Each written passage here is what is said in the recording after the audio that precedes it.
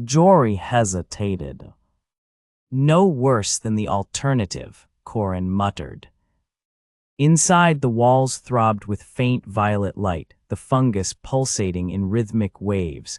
Data streams, she realized. The Hive's communication network rendered visible. Corin limped to the nearest cluster, his scanner flickering. They are coordinating the next assault. If I can inject a dissonance frequency. Undo it. He worked in silence, his fingers dancing across the scanner. Jori watched the entrance, her glaive dim but ready. The cave's air was cloying, sweet with decay. She thought of the killbox, its synaptic spines, the way it had screamed. You hesitate now, Corin said suddenly. Why? She did not turn. I do not. Your stance, it is defensive, reactive. You are waiting for them to choose the angle. Strategy is not hesitation. No, but fear is. Her grip tightened on the glaive. 5 years ago, she would have reported him for insolence.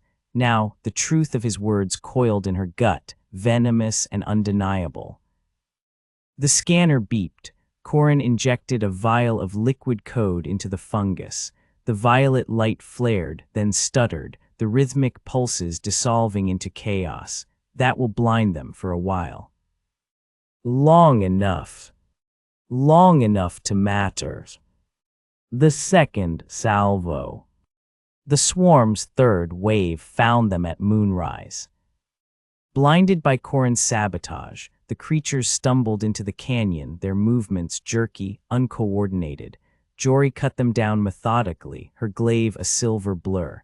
Corin fought beside her, a salvaged shock blade in his uninjured hand. He fought like a man who had long since made peace with death, no flourish, no wasted motion. But the Hive adapted. A new creature emerged, its body a grotesque amalgam of chitin and steel, crowned with a spinning array of plasma barrels, a walking artillery platform, a mobile killbox. Jori froze, not from fear, but recognition. The creature's core pulsed with a familiar bioluminescence, spire residue. The Hive had recycled the very substance Corin had used against them. The cave, he shouted. Lure it there. They ran, the creature's plasma fire cratering the ground at their heels. The cave's fungus still throbbed erratically, dissonant frequencies spiking Jori's helmet sensors. Corin slammed his shock blade into the wall, overloading the scanner. The fungus detonated in a chain reaction, a cascade of violet explosions that engulfed the creature. The blast flung Jori against the far wall. Her helmet cracked, Sekkar's toxic air hissing through the breach. Corin dragged her outside, sealing the rupture with a patch of salvaged drone hide. His hands trembled. The stems, she gasped. He shook his head, gone. Above them the sky flickered, dawn's first bruise-colored light. The edge of choice. They limped to the canyon's edge, the plains below swarming with fresh drones. The beacon booster's signal was a corpse, flatlined. Corin sank to his knees, his tools spent. Command will send another strike. They will not risk the Hive reaching the colonies. Jori stared at the horizon. They will not wait for dawn. He followed her gaze. A new star ignited in the sky, another orbital marker, poised to burn Sekkar to cinders. Go, he said, take my leg brace, outrun the blast radius. She knelt beside him. You know I will not. He smiled, blood staining his teeth. No, you are stubborn like the Hive. The star brightened. Jori thought of the child on Tarkus, the one she had hesitated to kill. She thought of Corin's hand brushing hers, the unspoken thing that now felt like the only truth in a universe of ash and protocol. She unclipped her helmet, letting Sekkar's bitter air sting her face. We light the way together. Corin's laugh was a whisper. Now who is the martyr? The sky screamed, the star fell. And in the last second, Jori reached for him, not to shield, not to save, but to anchor. A promise, silent and absolute. Chapter 3. The sky wept fire. Jori Halen did not see the second orbital strike descend. She felt it, a pressure in her teeth, a primal ache in the marrow of her bones as the atmosphere itself recoiled from the bombardment.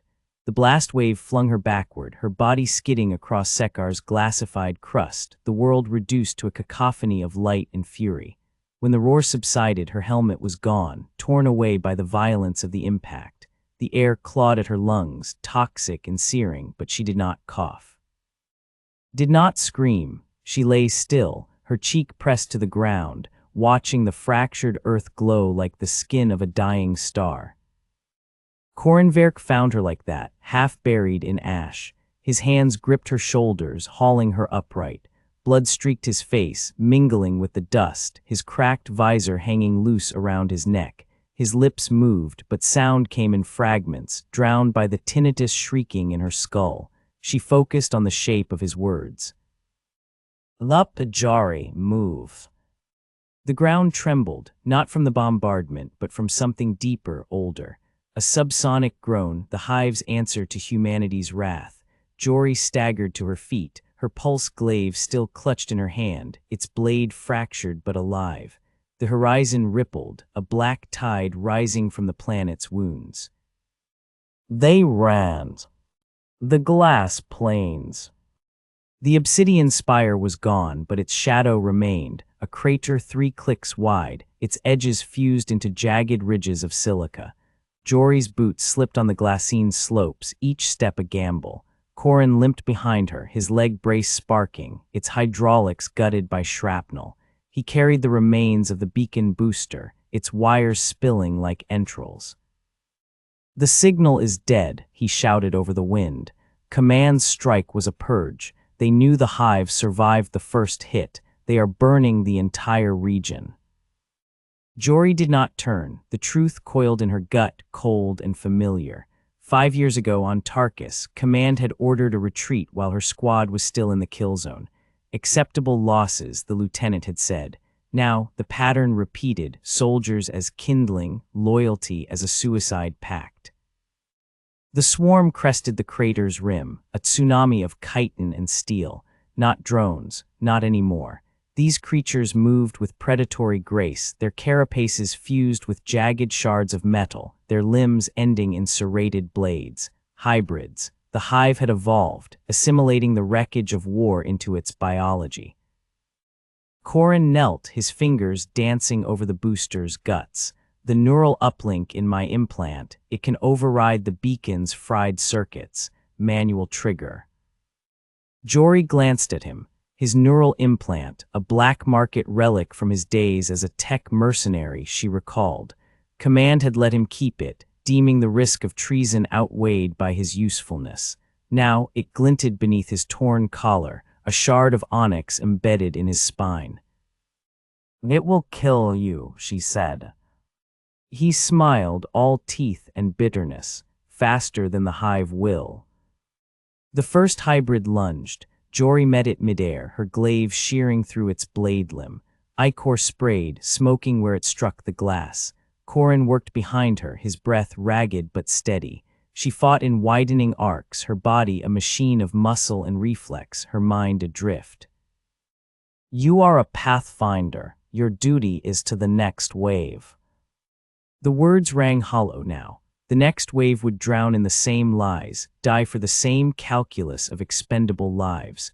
She thought of the private in the canyon, the boy with the coagulant in his veins and terror in his eyes. Thought of Corin's hands, steady even as the world burned.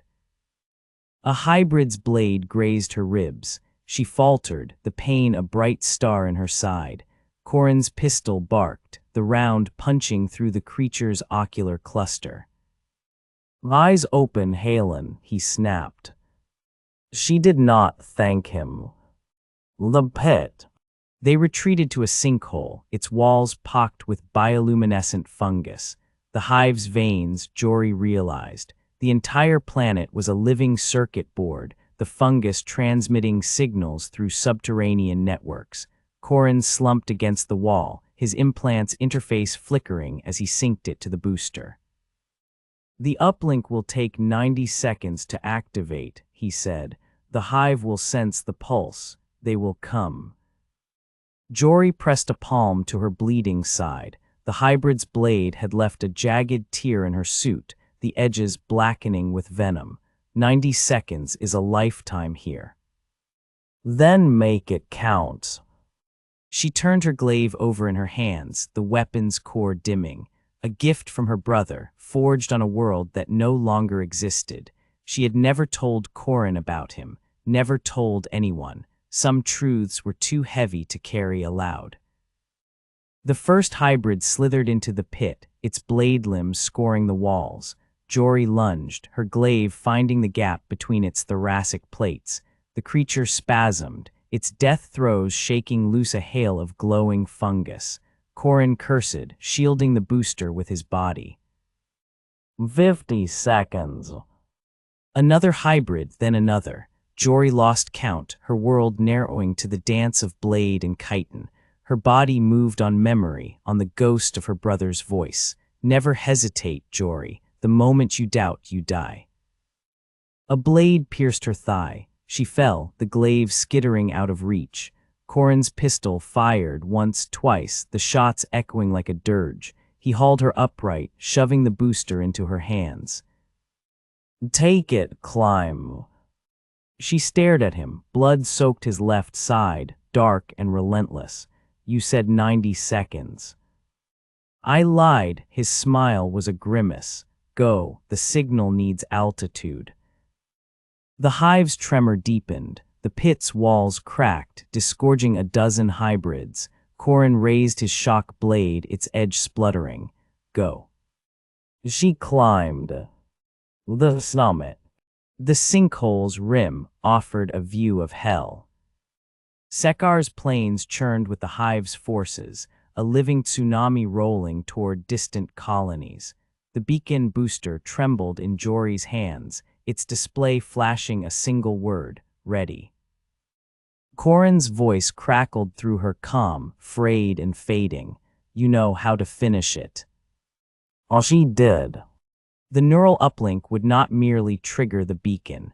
It would fuse with the hive's network, a reverse-engineered kill code burning through the gravemine's consciousness. A suicide mission, his suicide.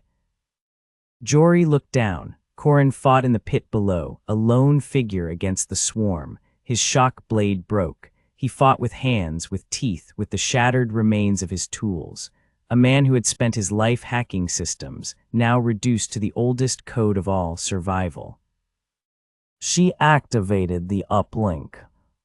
The pulse was silent, invisible, but the hive felt it. The hybrids froze, their blade limbs spasming.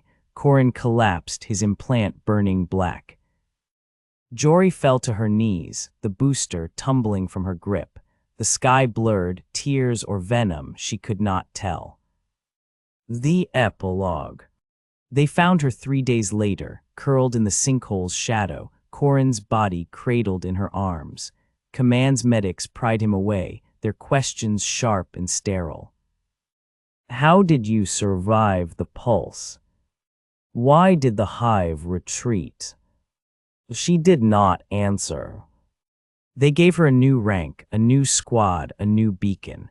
She knelt in the war room, the metal cold against her chest, and saw only Corin's face, bloodied, defiant, finally at peace. At dusk, she slipped into Sekkar's quarantine zone, Corin's dog tag in her palm. The glass plains had begun to erode, the wind carving new patterns in the dead earth. She planted the tag at the sinkhole's rim, a marker for no one. As she turned to leave, the ground trembled, not the hive's mindless hunger, but something sharper, deliberate. A single obsidian spire erupted a kilometer east, its surface unmarked, its cells dark, waiting. Jori smiled. "Let them come."